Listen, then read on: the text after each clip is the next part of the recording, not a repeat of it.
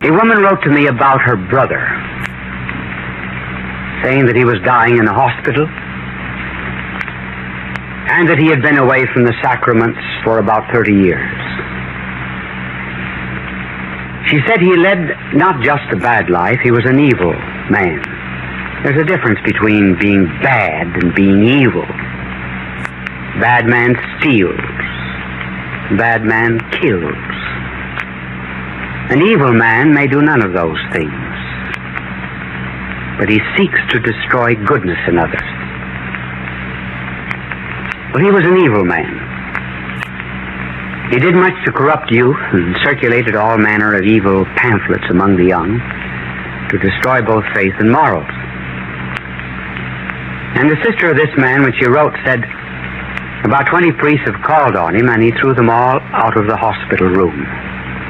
So will you please go? Last resort Sheen, I am.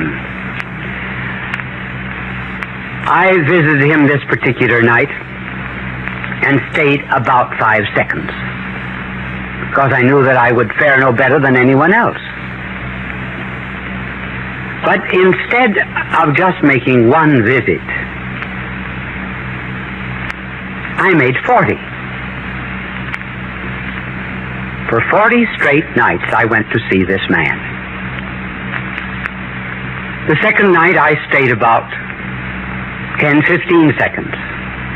And I went up 5, 10 seconds every night. And at the end of the month, I was spending 10 or 15 minutes with him. But I never once broached the subject of his soul until the 40th night. On the 40th night, I brought with me the Blessed Sacrament and the holy oils, and I said to him, William, you are going to die tonight. He said, I know it. He was dying of cancer, but cancer of the face. One of the most loathsome sights you ever saw. I said, I'm sure you want to make your peace with God tonight. He said, I do not. Get out. I said, I'm not alone. Who's with you? I said, I brought the good Lord along. Do you want him to get out too?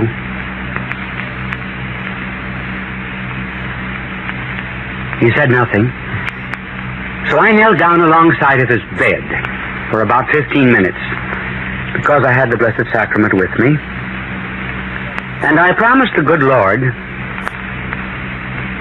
that if this man would show some sign of repentance before he died, that I would build a chapel in the southern part of the United States for the poor people, a chapel costing $3,500. Not much of a chapel? No, but an awful lot of money for me. So after the prayer, I again said, William, I'm sure you want to make your peace with God before you die. He said, I do not. Get out. And he started screaming for the nurse. So in order to stop him, I ran to the door as if I were going to leave. And then I quickly came back. And I put my head down alongside of his face on the pillow, and I said, just one thing, William. Promise me, before you die tonight, you will say, my Jesus, mercy. He said, I will not. Get out. I had to leave. I told the nurse that if he wanted me during the night, that I would come back. About 4 o'clock in the morning, the nurse called, and she said he just died. And I said, how did he die? Well, she said, about a minute after you left, he began saying, my Jesus, mercy. And he never stopped saying it until he died. Let's find about this divine invasion in our own hearts. Just suppose you could take out your own heart and put it into your hands is a kind of crucible.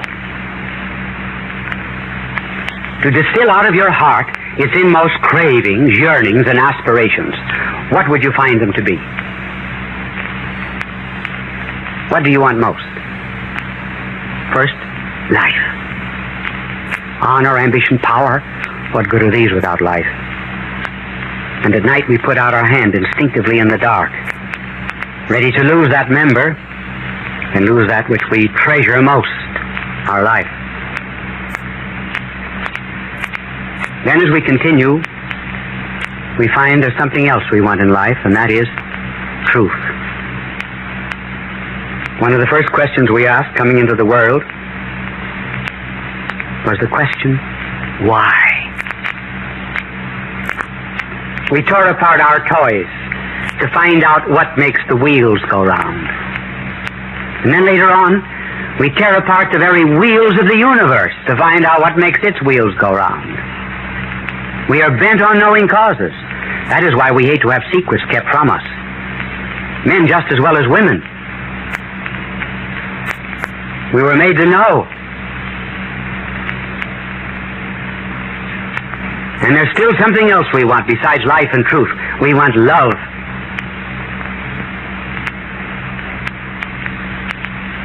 Every child instinctively presses itself to its mother's breast in token of affection. Goes to its mother to have its play wounds bound. Then later on seeks a companion, young like unto himself, to whom he can unpack his heart with words. One who measures up to that beautiful definition of a friend. One in whose presence you can keep silent. And so the quest for love continues from the cradle to the grave. And yet, though we want these things, do we find them here? Do we find life here in its fullness? Certainly not. Each tick of the clock brings us closer to the grave. Our hearts are but muffled drums beating a funeral march to the grave. From hour to hour we ripe and ripe. From hour to hour we rot and rot. Life is not here, nor truth in all of its fullness.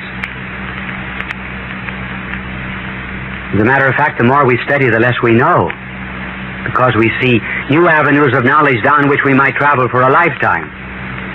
I wish I knew now just 1/10,000,000th as much as I thought I knew the night I was graduated from high school. So truth is not here, and love is not here either in its fullness, because when love does remain fine and noble, the day must come when the last embrace is passed from friend to friend, and the last cake is crumbled at life's great feast. So here we are, looking for life and truth and love and not finding it. Are we destined to live an absurd life? Would we ever have eyes unless there was something to see? These are fractions. There ought to be a whole somewhere. And so we ask ourselves, very much like asking now, what's the source of light in this room?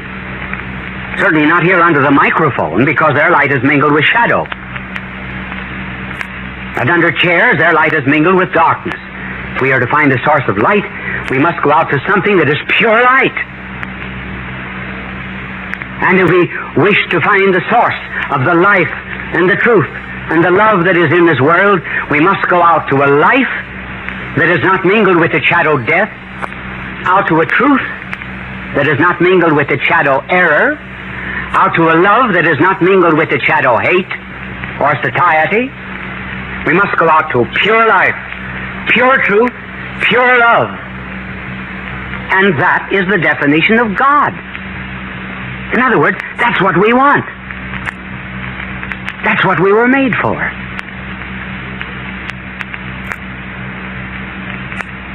And it's He that invades the soul, as Thompson described.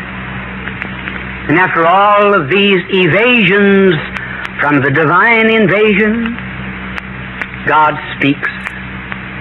And Thompson concludes his poem with, God speaking and saying, poor, piteous, futile thing. Why should any set thee love apart? Seeing none but I,